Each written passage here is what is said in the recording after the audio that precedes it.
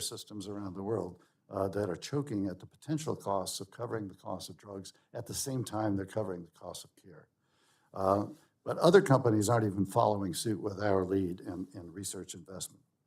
And notwithstanding a global goal set by the G7 in 2013 of a 2025 goal, there is no accountable global plan of action against this disease. No one nation or company or even one sector can alone prevent Alzheimer's. We need as a nation to embrace a PEPFAR-like model to catalyze a broader, collaborative, accountable global response to Alzheimer's made up of governments, foundations, industry, and patients. We need agreement on global policy initiatives to stimulate the massive private investments that are going to be required to innovate and deliver safe, effective, and affordable disease-modifying treatments to families in diverse and low resource, high and low resource settings here and worldwide.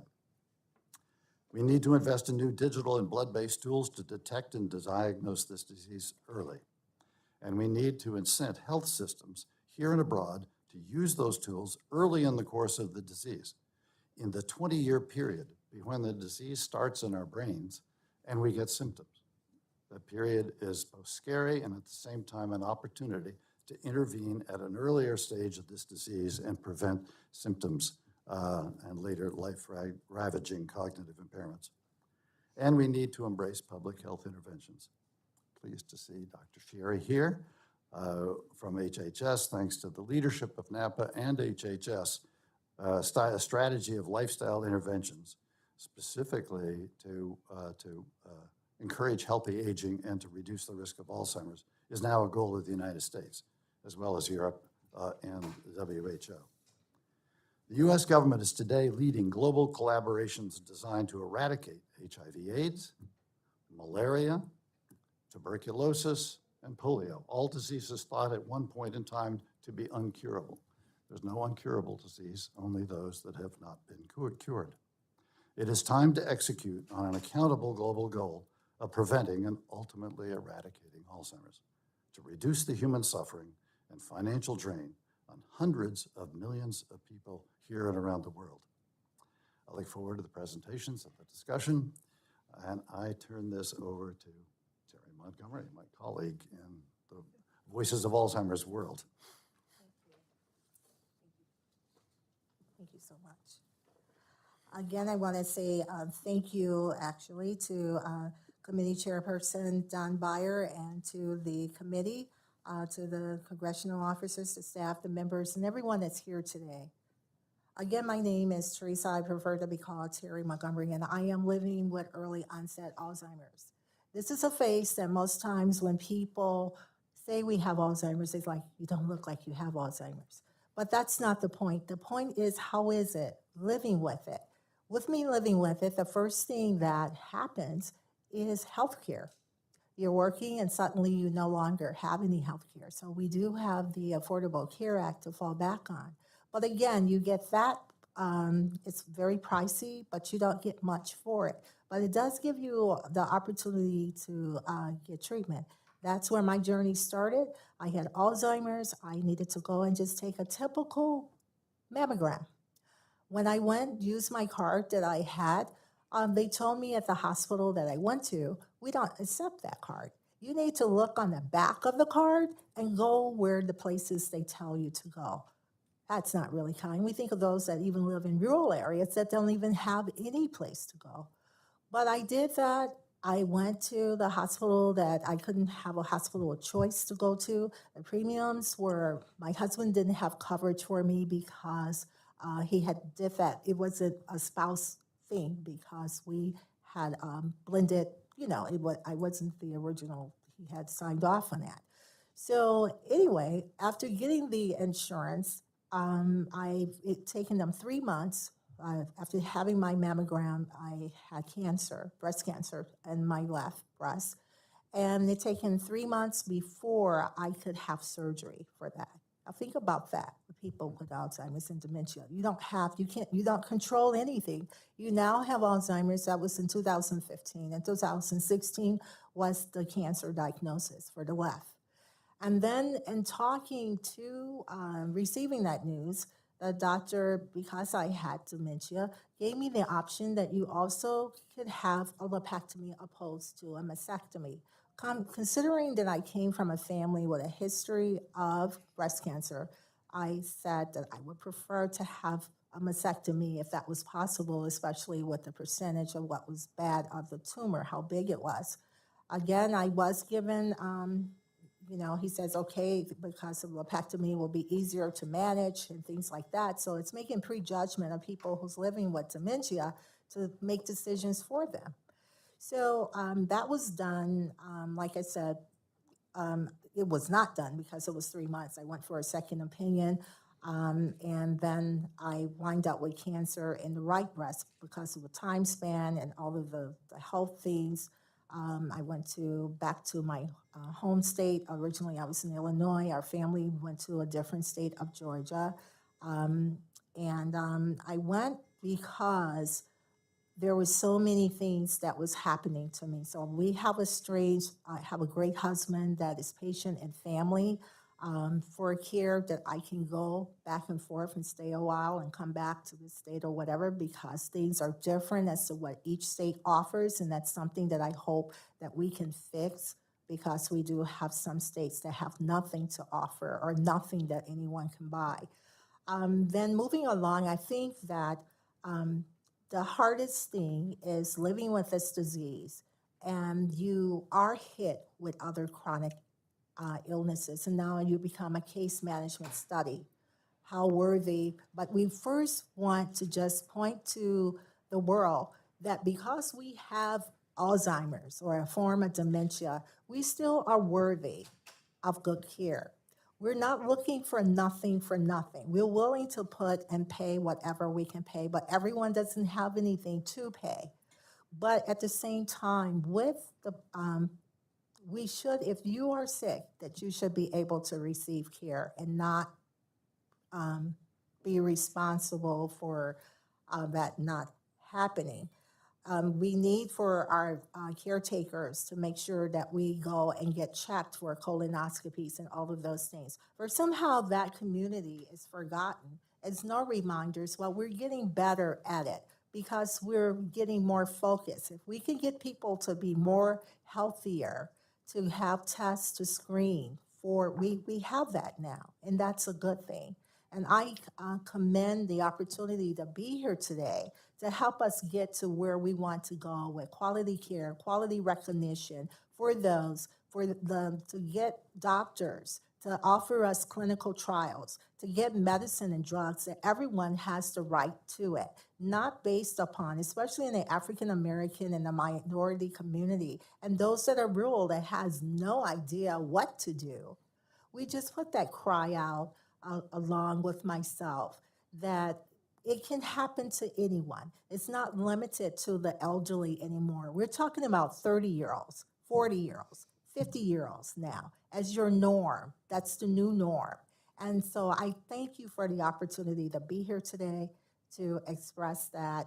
And again, keep up the good work. We're depending upon you.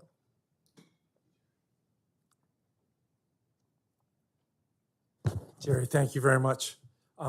Let's move on to Dr. Paige Lynn. Dr. Lynn, the floor is yours. Thank you, Mr. Chairman and members of the committee for the invitation. It's a great pleasure and honor to participate in this very important discussion.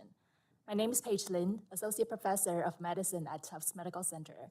I'm a health economist, and my research expertise is in analyzing the cost and health impacts of Alzheimer's disease on individuals and the healthcare system.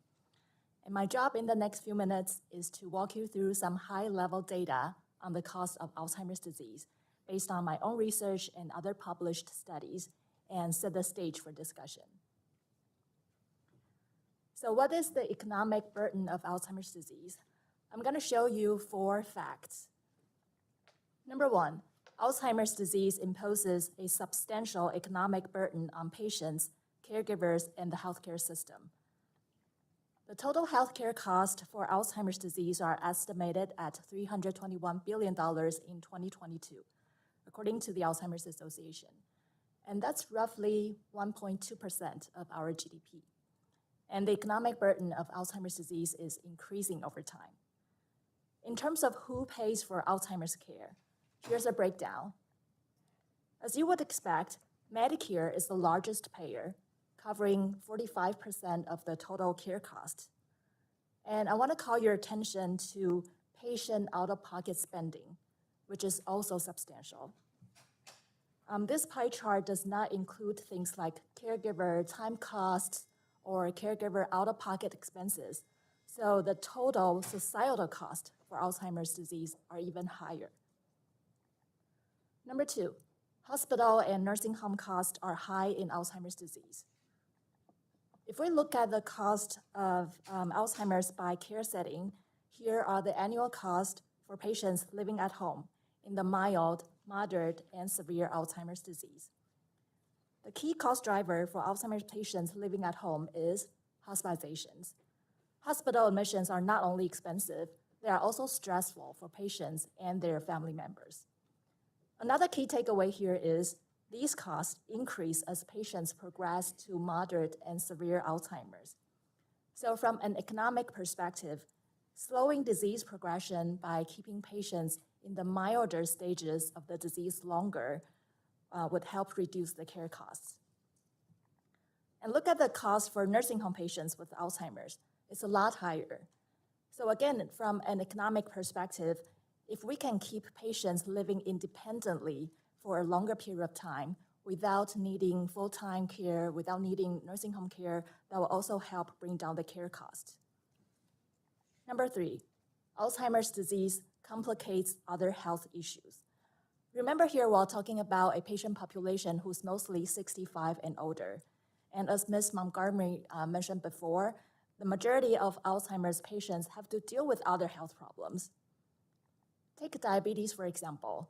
Diabetes is very common in the Medicare population, and this is how much Medicare pays for someone with diabetes but no Alzheimer's disease. And look at the Medicare expenditures for someone who has both diabetes and Alzheimer's disease. The cost is a lot higher. And this is because keeping diabetes under control requires a lot of effort in a patient's day-to-day life, like eating proper diet, checking blood sugar, and taking medications. These things can be difficult for someone living with Alzheimer's disease. In my research, we found poor diabetes management and higher care costs for diabetes patients who also have Alzheimer's disease. Now moving on to a topic that's crucial but often underlooked, which is Alzheimer's care quality and cost differ by race and ethnicity.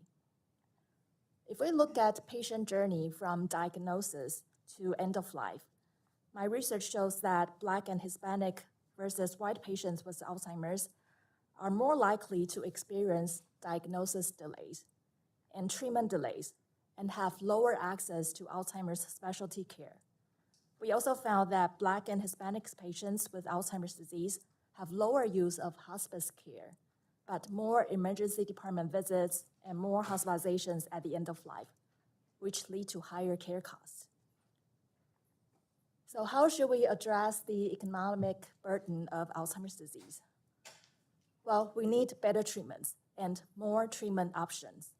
Good news is there are a lot of promising innovations in the pipeline, but we also need better care management. If we're going to reduce the economic impact of Alzheimer's disease, we must diagnose people early and make sure patients and caregivers have access to Alzheimer's care services, and we must address health disparities in Alzheimer's care. With that, thank you very much, and I look forward to the discussion. Thank you, Dr. Lin. Let's move on to Elizabeth Foland. Elizabeth, from EMD Serona. Thank you, Chairman Beyer. Members of the committee, staff, panelists, and to caregivers everywhere, thank you for the opportunity to let me speak with you today about the ongoing challenges facing caregivers in the United States. I'm Elizabeth Foland. I am the manager of Global Strategic Partnerships at EMD Serono, a specialty pharmaceutical company. We also operate our life science company, Millipore Sigma, and our electronics materials company, EMD Electronics, and have 14,000 employees in more than 70 facilities across 22 states. In my role, I have had the the great pleasure and honor to be part of our Embracing Cares initiative, a global initiative in collaboration with leading organizations around the world, working to raise awareness and drive action around the often overlooked needs of unpaid family caregivers. Embracing Cares seeks to elevate caregiving as a public health issue and respond with solutions that involve healthcare systems, governments, and communities. We work closely with our advisor partners like the Caregiver Action Network and the National Alliance for Caregiving here in the US and similar organizations worldwide. In late 2020, in the midst of the pandemic, Embracing Cares launched a global research initiative called the Care Wellbeing Index. Our goal was to better understand the nature of the day-to-day challenges that unpaid family caregivers are facing and to learn what steps need to be taken to protect caregivers' mental, emotional, physical, and financial well-being. We surveyed a total of 9,000 unpaid family caregivers from around the world, including 750 residing here in the US. Of those caregivers, 1/3 were caring for someone with Alzheimer's disease or dementia. We asked them about 5 topics: the rising demands that they're facing, their changed responsibilities due to the pandemic, the daily toll on them in their lives, and the inequities they faced and possible solutions. The findings were even more alarming than we had expected, and we expected them to be alarming. We've known for some time that caregivers are facing immense challenges every day in trying to balance their multiple roles and responsibilities. They are not just caregivers. They are parents and grandparents, sons and daughters, employees and business leaders. They are trying to manage the day in and outs of their own lives in addition to caring for a loved one. They are struggling. In the US, employed caregivers were spending an average of 26.6 hours per week providing care, an increase of over 8 hours since the beginning of the pandemic. But what gets more concerning is that 30% of them believe that they will spend on average more than 41 hours a week on care in the future. 41 hours, that is in addition to any jobs that they might have, any time spent taking care of their own children, or even just the daily tasks of taking care of yourself. That is a full-time job in addition to whatever they're doing.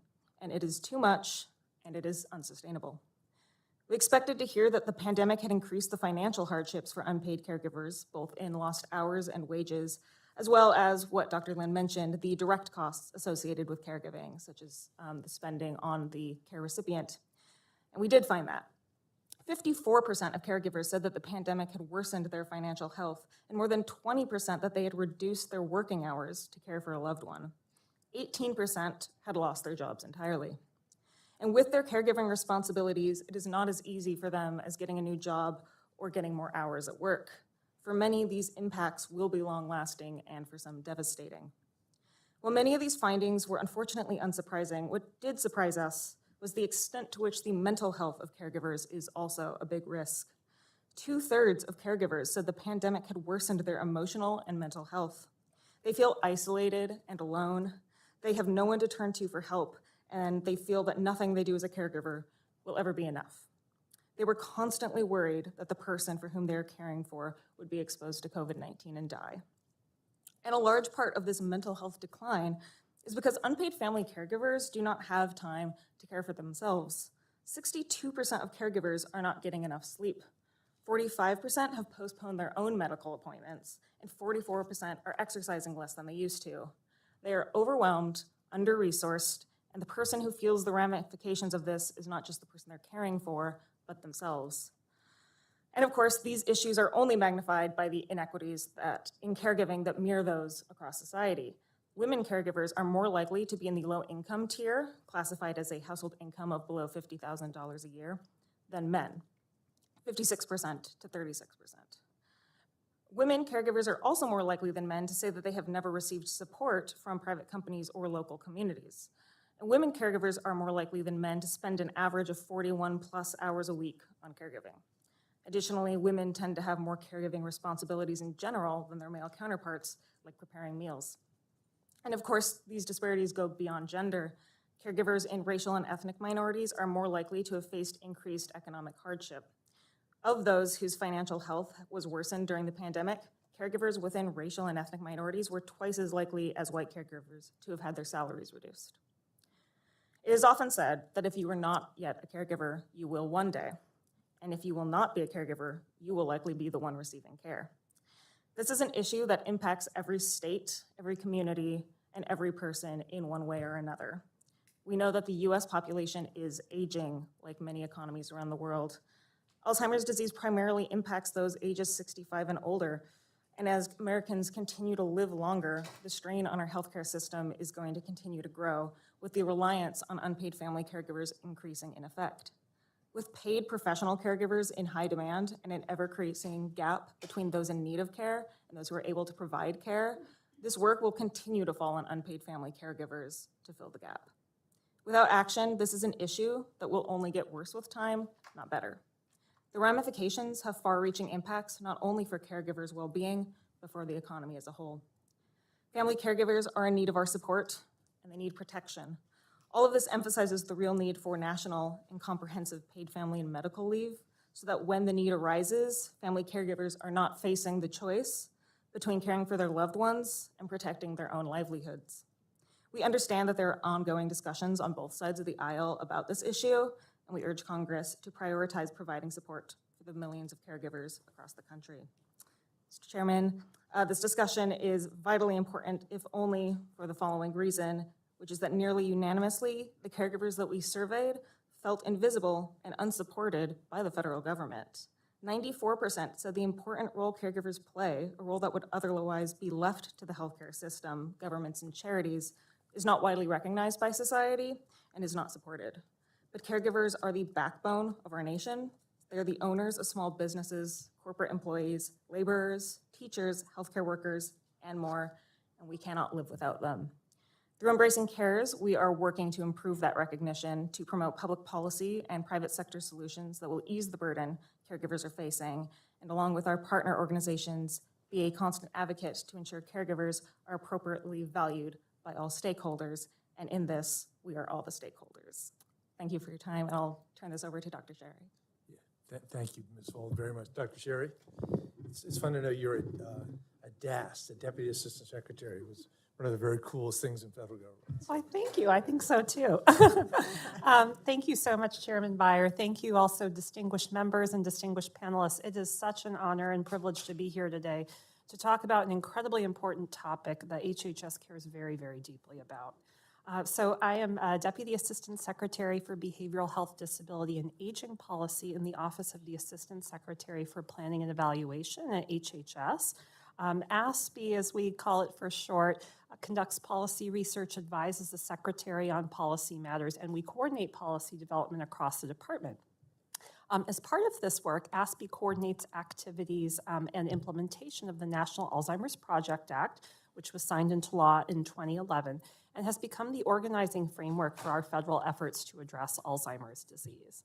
And we work very closely both with our sister agencies across HHS, but also with other key federal partners, including the Department of Veterans Affairs, the Department of Defense, and the National Science Foundation. So I'm here to share some perspectives gleaned from that work. Now, my fellow panelists have already highlighted so effectively and eloquently the huge economic toll that Alzheimer's disease takes on affected people and their families.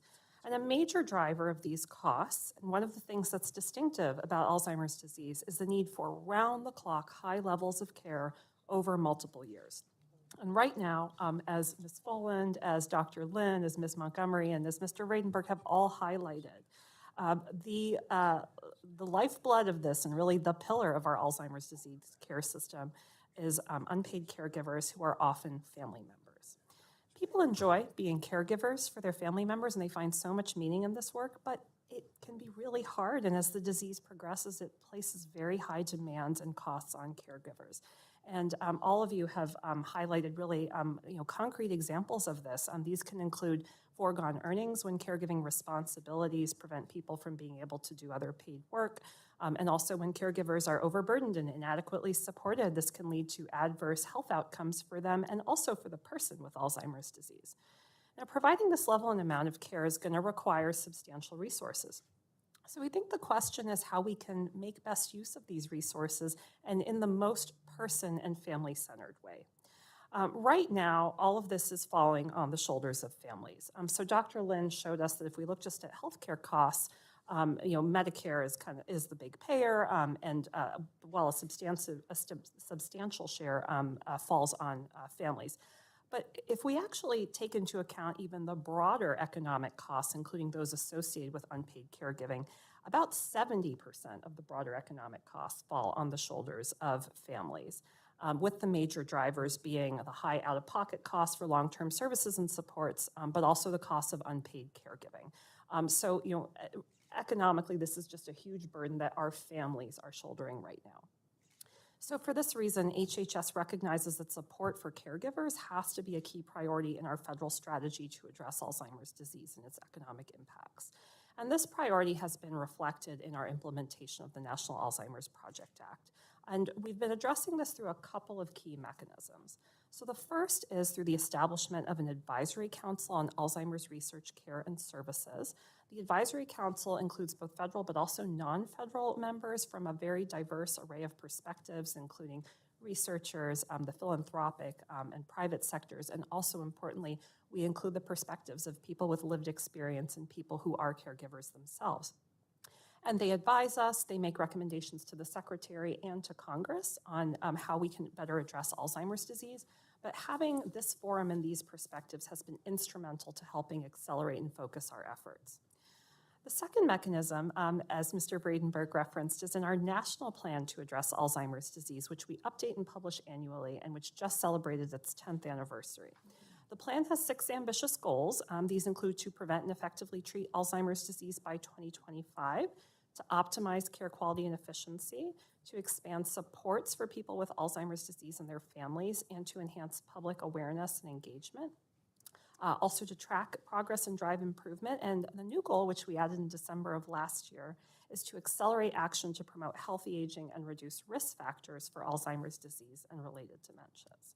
The plan also outlines strategies to achieve these goals and specific action steps that the federal government is taking to advance these strategies. And caregiving is actually embedded within each of those 6 goals.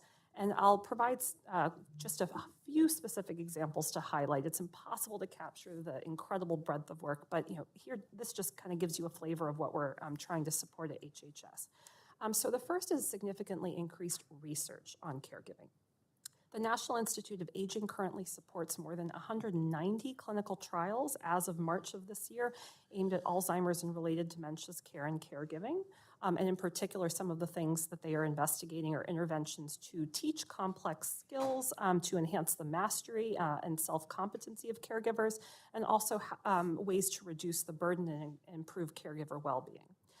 In addition, to support clinical care advances related to caregiving, HRSA, our Health Resources and Services Administration, has created a 16-module Alzheimer's disease curriculum for healthcare providers that helps them to understand and address caregiver needs and realize that they have to be attentive to that and in addition to the person who they are treating. HRSA has also developed modules to teach caregivers themselves of people living with dementia and how to take care of their own health and cope with the challenges of caregiving. And then finally, in the area of long-term services and supports, since 2013, the Administration on Community Living's Alzheimer's Disease Programs Initiative, which funds grants to states and communities to meet their local needs and develop dementia-capable long-term services and support systems, has trained over 53,000 caregivers, almost 100,000 medical professionals to address the needs of people with Alzheimer's disease, and in doing so has reached over 35,000 people living with dementia. And the National Plan to Address Alzheimer's Disease is not the only action that HHS is taking to support caregivers. So the Administration for Community Living is also implementing the Recognize, Assist, Include, Support, and Engage, or the RAISE Family Caregivers Act. And I do want to acknowledge and thank the support of our friends in Congress for their support of the National Alzheimer's Project Act and this RAISE family caregiving legislation. In September of last year, the RAISE Council released its first report to Congress on federal activities to support caregivers and recommendations for priority actions to meet their needs. And ACL is expected to release the National Family Caregiving Strategy this fall. Like the National Plan to Address Alzheimer's Disease, we expect that this national caregiving strategy will galvanize activities by the federal government, states, local communities, and other stakeholders to better support caregivers.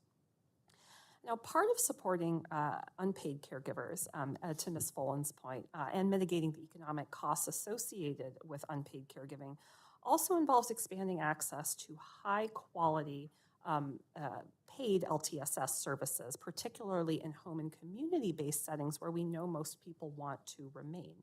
And this provides families with Alzheimer's disease with additional choices and supports in providing care for their loved ones. And for this reason, expanding access to home and community-based services is a key priority of the Biden-Harris administration. The American Rescue Plan enabled additional investments in and an expansion of these programs through the temporary increase in federal matching for certain Medicaid-funded long-term services and supports programs. And this has been a really important investment that we are so pleased to have received and are working to use it to expand access to home and community-based services. But a barrier to further expanding access is the shortage of long-term care workers, which is projected to worsen as demand for long-term care increases with the aging of the population. So this remains a key consideration as we try to close those remaining gaps. Now, one of the roles that ASPE, my office within HHS, can play to help support this work is through ensuring that we have the best data and evidence to inform and guide these policy-making decisions.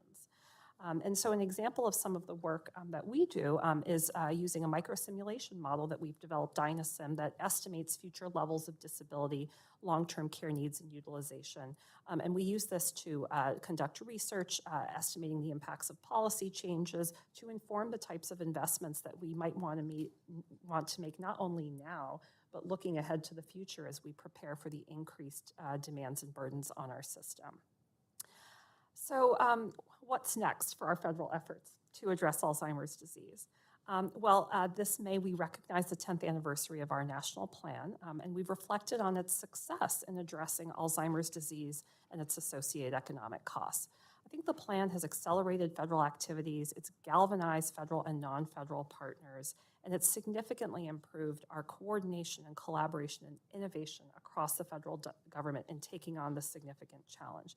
It's also been used as a model by a number of states and countries across the world and really led to broad recognition of the unique needs of older people with cognitive impairment in all our programs. But we know there is still so much to be done to achieve the goals of the national plan, and HHS and our federal partners are committed to continuing and expanding that work in partnership with all of you. So with that, I thank you so much. Dr. Sherry, thank you very much, and thank all of you for a fascinating testimony, lots and lots of different ideas. We are now 200 votes away from the first thing. I'm going to run at 100 and turn things over to our executive director and Mr. Vredenberg to manage it, but we'll be back. It's only 2 votes, at least I'll be back. In the meantime, David Trone, who serves both on Appropriations and on Joint Economic Committee. David, you have some questions before you run off to vote? Yeah, just quickly, I mean, I'm no George, and I've worked on this Alzheimer's area for many, many years. My dad died of Alzheimer's, and I had a lot of time on the caregiving side, and in person, I get that. It's a tragedy.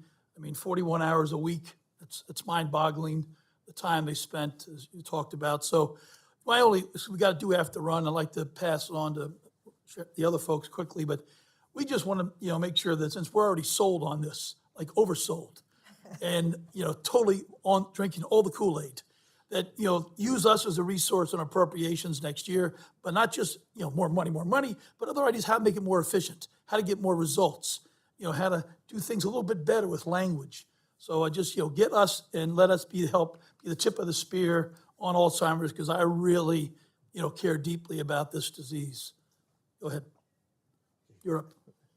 And Lucille Roybal-Albert is a veteran of the Hill and a cardinal on the appropriations and lots of experience.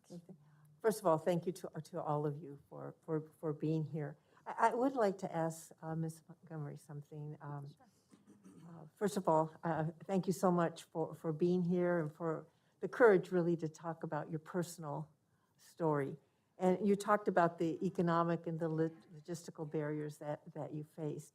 If there were no economic or logistical barriers, how would you like to be cared for as your dementia increases, both on a personal level and also in terms of your family? What would be the ideal world for you in that case? Okay, for all of us, we're different. For me, as you're asking me, I don't want my family to put me in a home. I don't want to go through all steps of it. I think that that's something else that a lot of times comes up. In my case, because I fight 2 diseases, but I'm hoping that the other one will take me out before all of the steps. But I don't want to be a burden on my family. And I think a lot of us baby boomers do not. So what can we do in that? I mean, that's something that's a private conversation between the families, and to do what that person living with the disease would want most. I think that also would be a relief to the system when that time comes, when I'm like, don't know what's going on. I don't want to live in that type of stage, nor my family to see me go through that. And I can just go on and throw those more funding for someone else. Can I just follow that up with Dr. Lynn? Given what you're hearing, do we need to be maybe perhaps investing in a universal national long-term care insurance program to deal with diseases like we're talking about today? Yeah, I think that's definitely very important. And another thing, hearing what Ms. Montgomery said, I was thinking about some data we are seeing in the Medicare population. So I wanted to mention advanced care planning. This is so important, but it's substantially underused in the Medicare population.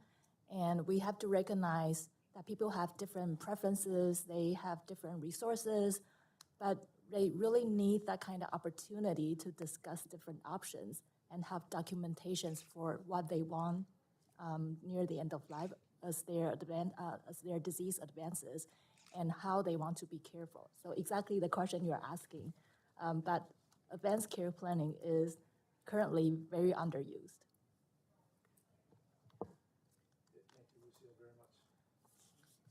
Mr. Arrington is a triple threat: Ways and Means Committee, Joint Economic Committee, and a Texan.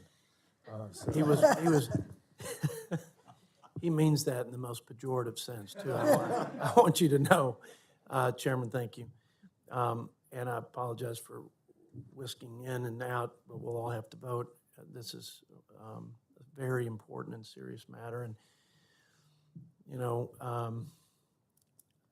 observations, this is going to be exponentially more challenging as 10,000 baby boomers not only come on to the system of Medicare, but it seems like this disease state continues to affect more and more Americans and people in general as we search for the best therapeutics and a cure.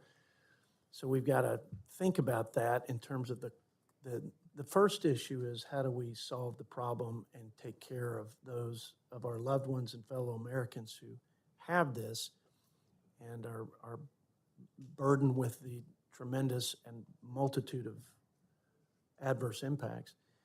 But then you've also got the fact that I read here, 210 billion out of 321 billion in terms of cost every year is borne by taxpayers and the federal government, and that's $1 trillion over 10 years almost. So that's just one disease state. And so how do we keep this system of caring for seniors and all the various subsidies for safety nets at all parts sustainable? I don't have the answer to that, but I think we have to work with administration officials and other policy experts on that. Who in here can tell me where we are on market, what's on the market in terms of therapeutics and most effective options available? And then I want to talk a little bit about the pricing piece of it. Let me just make a comment on that first. I'm not here to score points with respect to our drug price reform provisions on the Republican side versus my colleagues on the Democrat side. They want to solve the problem. Drug costs are running away from us, and we need to get control of it in some form or fashion. But my perspective is, if we're going to find the cure, and if we're going to have a pipeline of innovation that is putting out more efficacious treatments for people like yourself, we want to be careful not to quell innovation by putting artificial pricing on it, because I've worked on commercializing drugs from a university in partnership with pharmaceutical companies at medium size and large alike.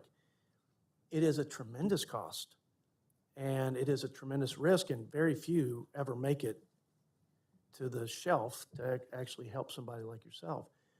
But when you start messing around with the pricing, outside of just encouraging more competition earlier in the process, which I'm for, you start to put a damper on innovation and the investment it takes to come up with that cure.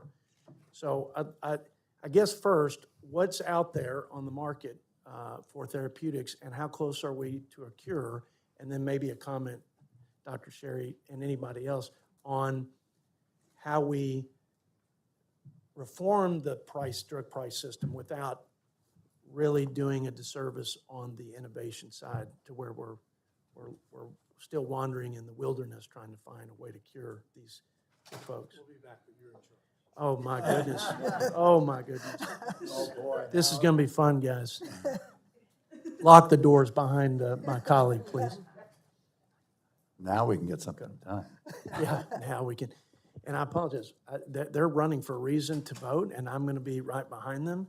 So can you just give me maybe just a sense for the therapeutics? And you said 80 are in clinical trial today, 80 other. So thank you so much for the question. The 190 I was referencing were actually trials for care and caregiving.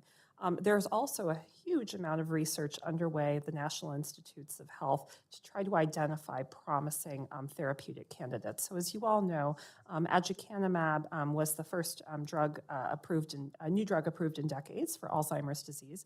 There are many other candidates that we're investigating that are in the pipeline, however.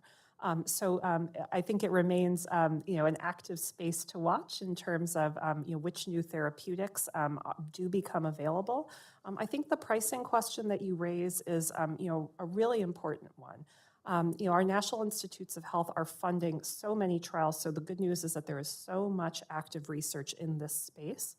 And their investments have increased substantially since the passage of the National Alzheimer's Project Act in 2011.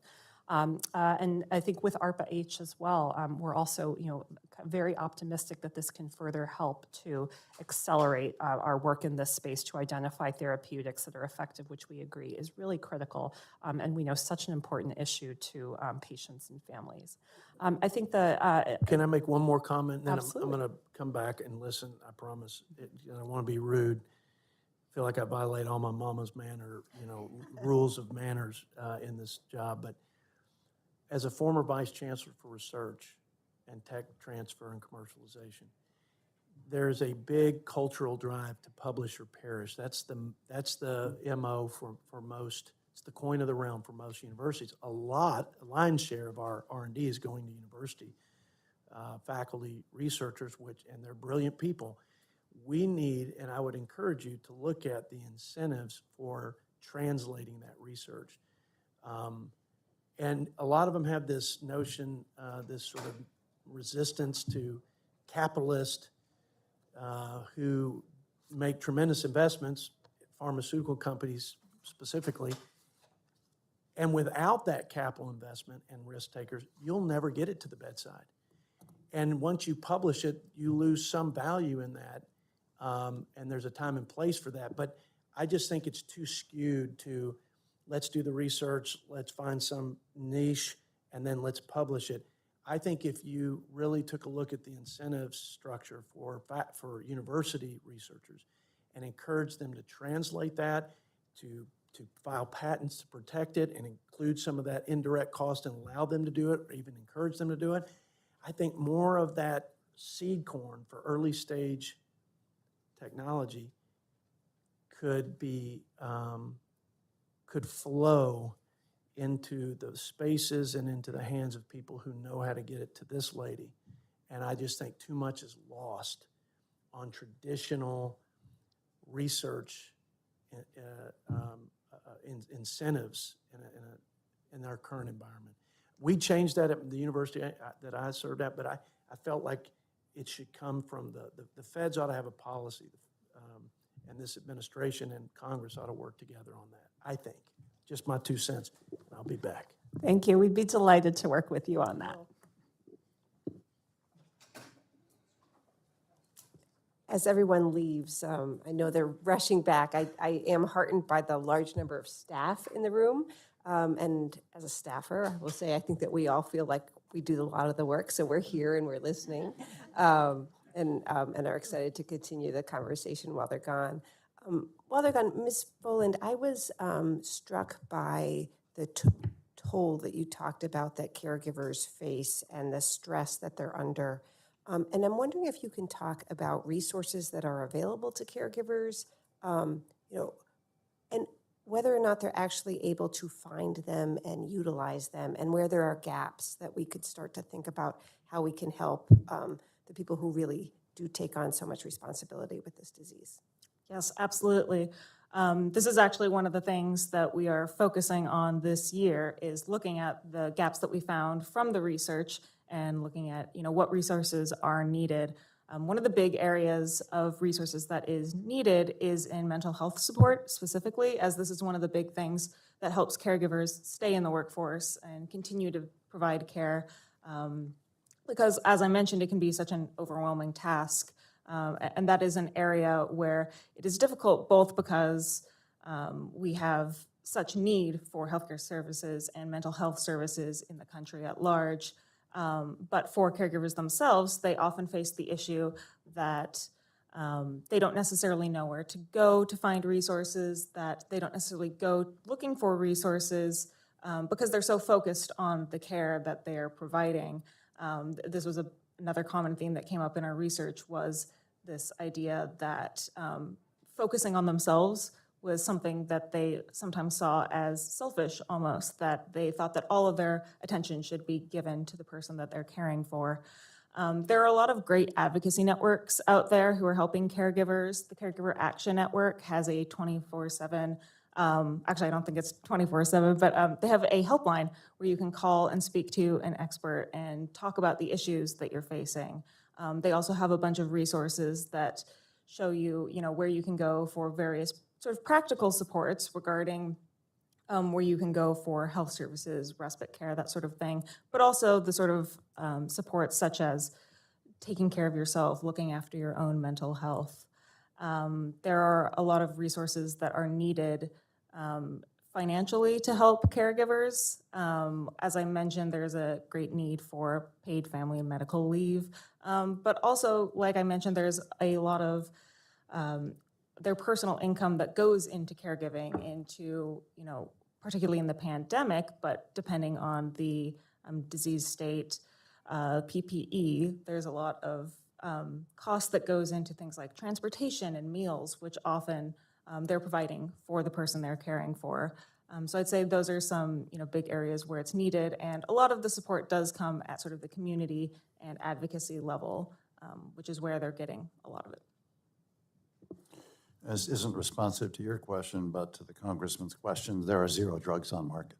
There's no disease-modifying drug. There are a couple generic drugs that are treated not so well the symptoms of the disease. The FDA did approve a safe and effective a drug developed by Biogen, but then Medicare basically said they didn't believe the science. They preempted the FDA's decision, and they have now put in place, with respect to the first 4 drugs that have coming out of the pipeline, a restriction that will probably deny access to patients for up to a decade. First, you've got to conduct a randomized clinical trial, and then you have to go through a study of whether or not the benefits shown in a randomized clinical trial are replicated in the real-world population reflective of Medicare population. No one disputes the need to do that, but Medicare never listened to the patients who are willing to take a degree of risk working with their doctors to figure out whether that drug worked for them, and to participate in studies, but not studies that prevented them from getting access to the medicine, but studies that actually allowed them access to the medicine and then to participate in the study. We patients participate in clinical trials. That's experimental product in which we were putting our lives on the line to test these drugs. And then it got to Medicare and they said, we don't trust the patient perspective on whether or not they are willing to take a degree of risk and a degree of judgment with their doctors as to whether or not to get drugs.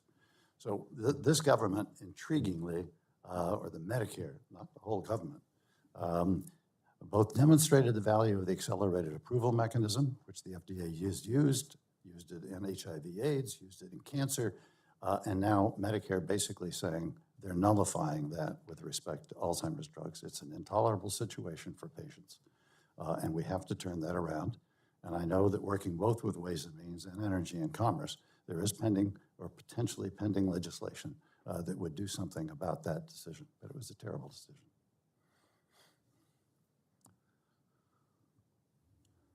I would also say, if we are getting serious about mitigating the disparities in our population, we ought to be dealing much more effectively through our federally qualified health centers. They extend our fundamental health system out to populations that are lower income and minority, more oriented to low income and minority populations. And the federally qualified health centers, overburdened, underfinanced, could be a front line or an extension of the front line of our health system, our traditional health system. And I think, obviously, HRSA is a major funder of that. And I think increasing HRSA's in both involvement and finance to basically focus on treatment of Alzheimer's or risk reduction for Alzheimer's through time can do, if we are successful and hold ourselves accountable, can make a real difference for low-income and minority populations. Thank you. Dr. Sherry, I was wondering if you could speak a little bit about the sixth goal of the national plan that I understand is focused on reducing risk factors. I would be delighted to. Thank you for that question. We do not yet have evidence of a specific intervention that will definitively prevent Alzheimer's disease, unfortunately. This is, of course, an area of tremendous interest and an area in which there's a great deal of research investment right now. However, what we do have is a growing evidence base to support specific types of risk factors that increase people's risks for developing Alzheimer's disease, and also some emerging evidence that there are certain measures that can be effective in reducing the risk. So they might not prevent a person from getting Alzheimer's disease altogether, but they would make it less likely. And in particular, some of the strongest evidence we have is behind treating high blood pressure. Now, in light of that, in light of the tremendous projected growth in the incidence of Alzheimer's disease, we felt it was really important to use every tool at our disposal to try to mitigate the impacts of this condition. And so for that reason, our advisory council recommended adopting a goal on risk reduction to try to take our federal efforts even further upstream and address the risks of Alzheimer's disease before somebody even develops the condition. This recommendation was reviewed by HHS, by our federal partners, and was ultimately adopted and put in our federal plan. Now, the idea behind this is that we're going to work to better identify risk factors. There is a lot of additional research underway. Identify effective interventions that can reduce the burden of risk factors. But also, in the meantime, we want to try to get our clinical and our public health systems ready to translate those into practice. And so to take an example, high blood pressure. We have emerging, strong evidence that effectively treating blood pressure can reduce the risk of Alzheimer's disease. But we know so many people, do not have their blood pressure effectively managed. And there are so many reasons for that. And so another key focus of our plan has also been to try to move some of the activity for this to our public health system. We don't think it's going to be very effective to just tell people who are coming in to see their doctor and have so many other things on their plate, you got to get that blood pressure under better control. We really need a healthcare system and a public health system that makes it easier for people to make those sorts of changes, that recognizes that not everybody has the same opportunities and to undertake the sorts of measures that might be needed to do that. And that's part of the reason why we felt like really concentrated federal investment in this space is very important. So also this aligns with our overall goal of promoting healthy aging.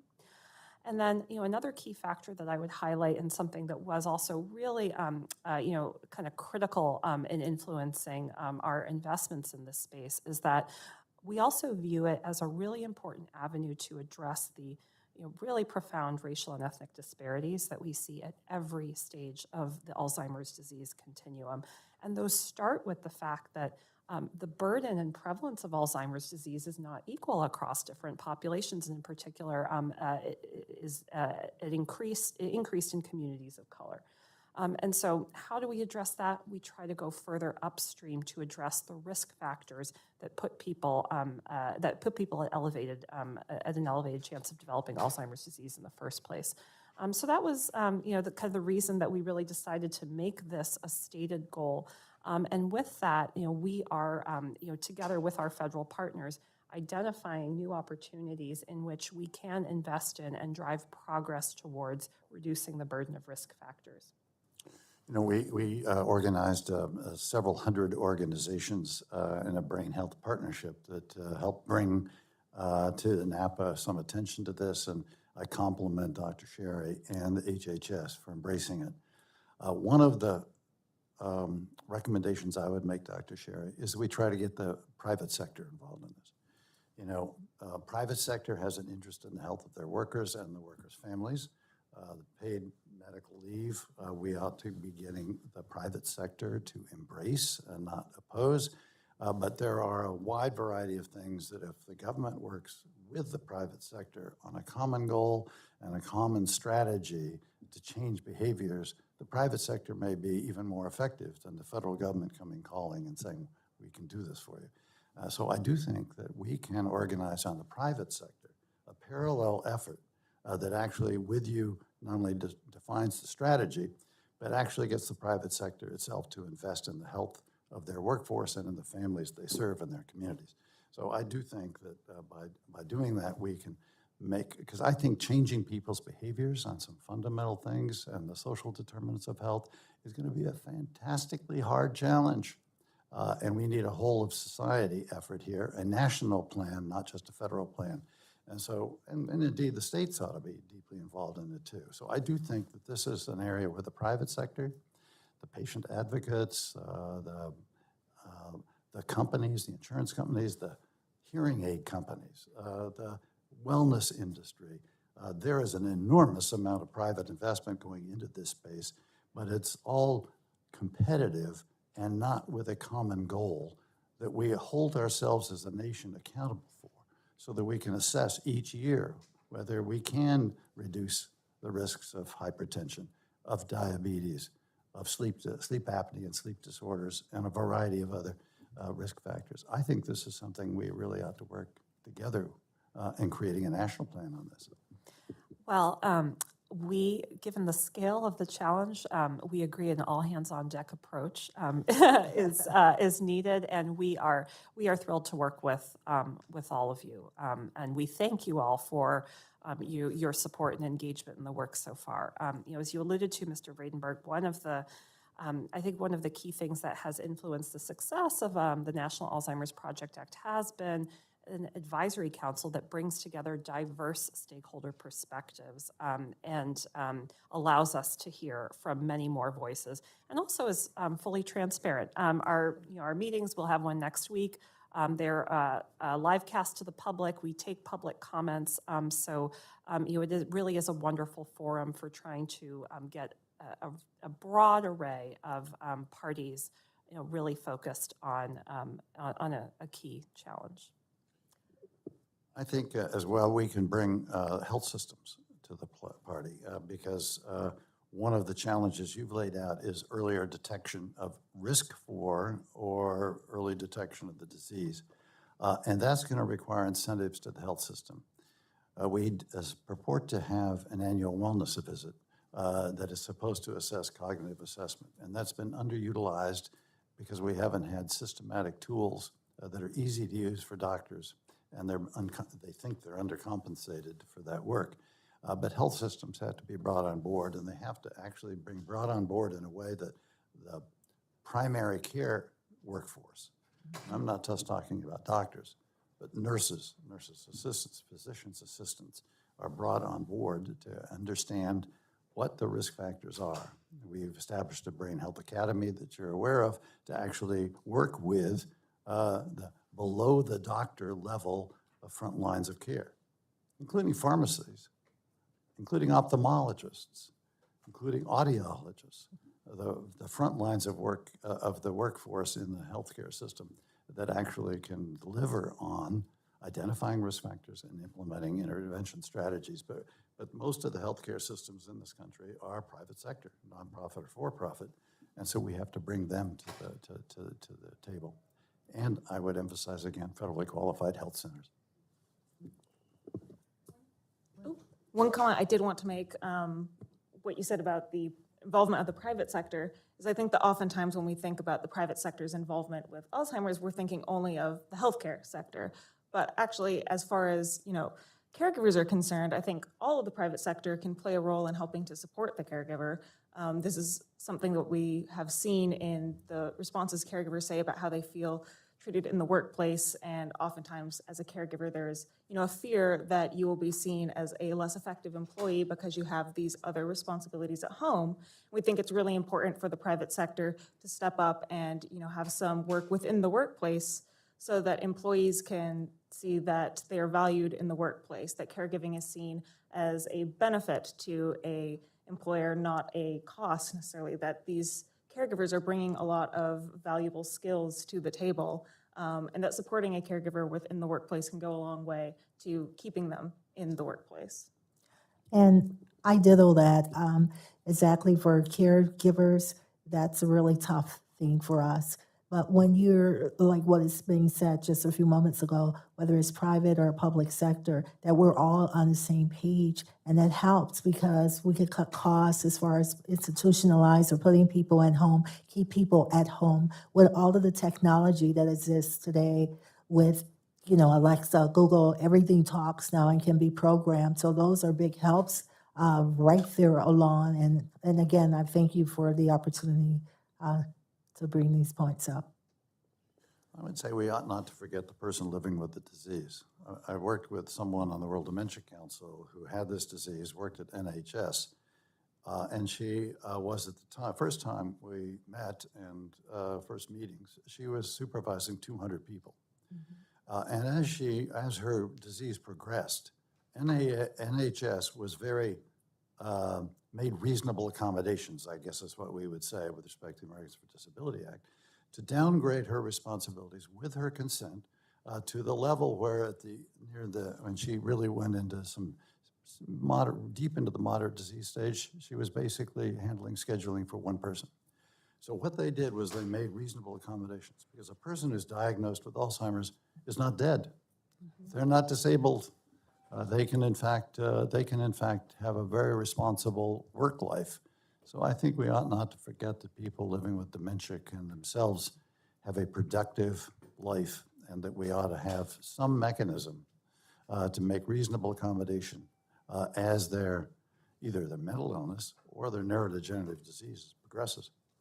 So I think there's a lot to be done, and a lot to be done, Dr. Sherry, with NAPA. And through NAPA and through your efforts, and I commend you for what you're doing and offer to help work with you on all of this. Welcome back. I was carrying 6 proxies plus me, so if I didn't vote, we'd actually lose the vote. So I have a 3-vote margin, so which my Republican friends were looking forward to, actually.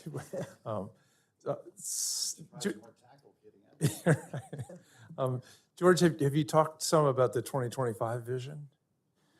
Well, we had a vision when we set this of creating a national plan, which would, in fact, prevent and effectively treat the disease by 2025. And it's clear now that we're not going to achieve that goal. And there is pending now bipartisan, bicameral legislation to extend NAPA and the efforts we made with NAPA to 2035, led by Susan Collins. We haven't held ourselves accountable, and I don't fault NAPA and I don't fault HHS for this, but we don't have a system by which we measured the progress we were making, either on therapeutics or now we have another almost blank sheet challenge of how to hold ourselves accountable on the interventions that will reduce the risk of Alzheimer's.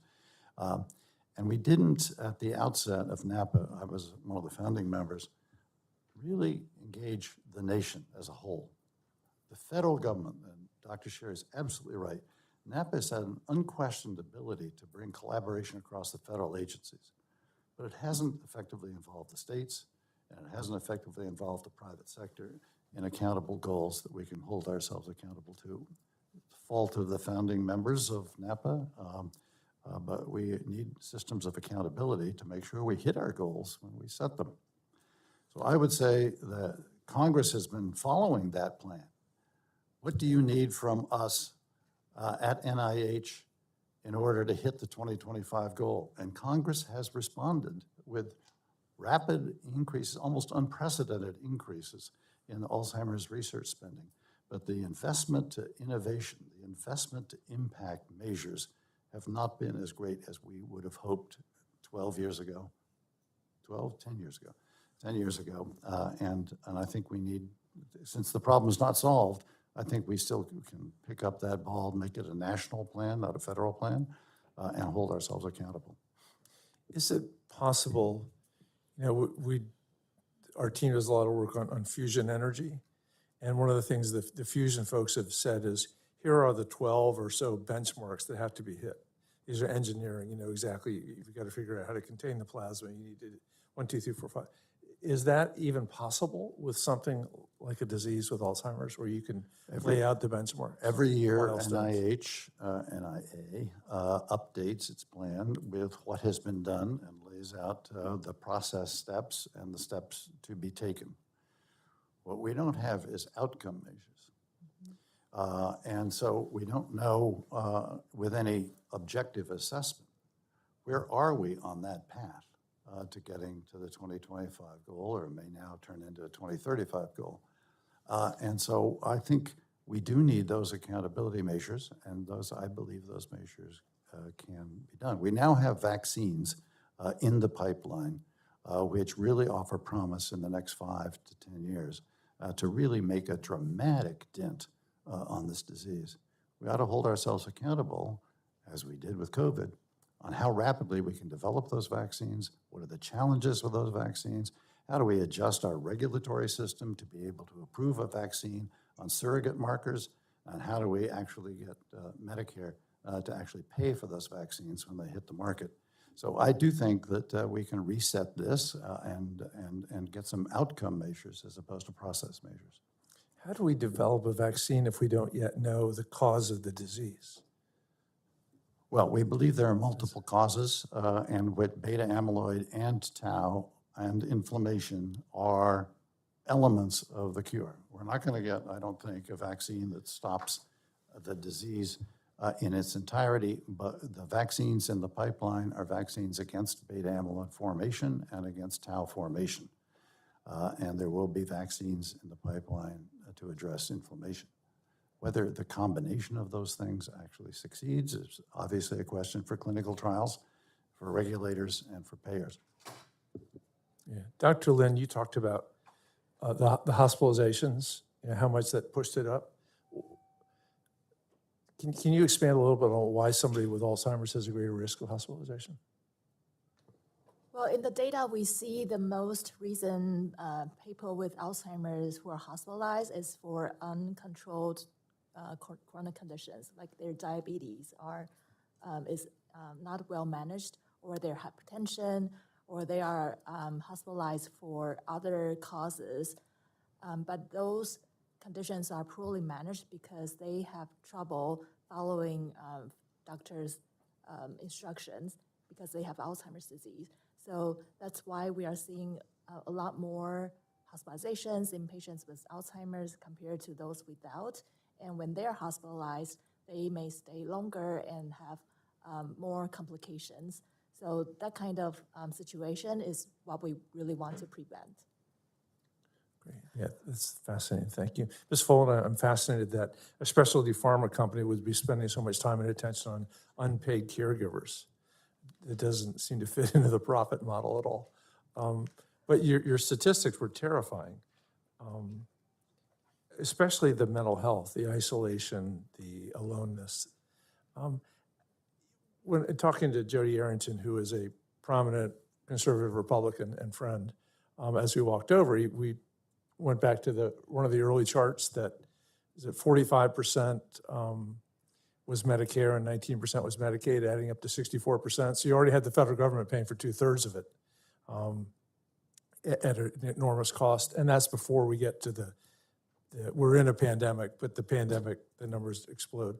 How, in a place that fights over how much the federal government should be involved, especially financially, with people's own lives, and recognizing that for most of our history, people didn't live long enough to get Alzheimer's or wasn't recognized as such. How are we going to make progress in this divided country on spending public dollars, taxpayer dollars, on the care systems? And that's especially acute when you talk about this explosion of unpaid family caregivers and what it means in their lives. Yeah, thank you, Chairman Beyer. I think one of the big things is that, as I said, this truly is an issue that affects everyone. It is not a partisan issue. Republicans and Democrats alike suffer from Alzheimer's and know those in their families that do. A big part of sort of this cost mitigation, I think, comes down to, beyond the government spending, the ability to minimize, as Dr. Lin and Dr. Sherry noted, the amount of time that a caregiver has to spend in the hospital, that a patient has to spend in the hospital, has to spend in a full-time care facility, in a nursing home. A lot of that comes down to, the unpaid family caregiver and their ability to keep care in the home. And a lot of the supports that can help with this are smaller things. It's not necessarily massive spending on the part of the government. A lot of this can be these smaller supports that I noted earlier, things that are able to keep a caregiver in the workforce so that they can financially contribute to their own family, to continue providing care, supports to their own health and their own mental health, and as well as sort of preventative care for them to keep them capable of providing care. So I think that is a significant part of, trying to manage what is a burden. And of course, this is a difficult issue, and I don't think there is an easy answer to this question, because particularly with an aging population, this is going to become a more serious issue as more and more people are dealing with this disease. The estimates are that some of these drugs coming through the pipeline have the possibility of reducing the rate of decline by 25 or 30%. And the models tell us that is roughly 1.5 to 2 years, and maybe 2.5 years delay in progression from early Alzheimer's disease to moderate Alzheimer's disease, where the costs begin to ramp up quite significantly. So in incenting the development and the availability of disease-modifying and slowing drugs, even though they're not a cure and even though it's not the be-all, end-all, will mitigate this problem. But there's no question that we need to figure out whether or not there are other systemic changes, like long-term care insurance that's supported and reinsured by the federal government. That in itself, since not everybody gets the disease, 100% of the population pays in at a fairly modest increase in the Social Security tax, and I know that that's going to be a big problem with a number of your colleagues. But it will mitigate the heck out of our ability to support caregivers in long-term care facilities and in community care settings. I'm told that we're supposed to wrap up soon because the room moves on and as is today. But there's so much more I'd love to talk to you about, so we continue the conversation. But please continue the idea that we've conquered polio and smallpox, and now with CRISPR, we're beginning to solve sickle cell anemia and cystic fibrosis. And there's every reason to believe that we can do the same thing with Alzheimer's.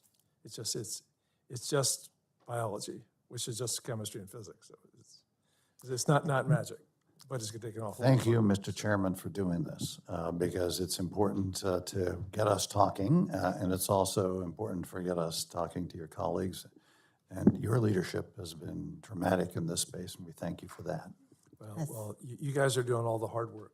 In the meantime, we'll try to figure out how to raise the Family Caregiver Act and keep pushing it was nice to have a couple of appropriators here too, because they're the ones who write the checks. But thank you very much. We will continue this, and we're very grateful for all of your feedback. And with that, Thank you. we're adjourned. Thank you. Thank you.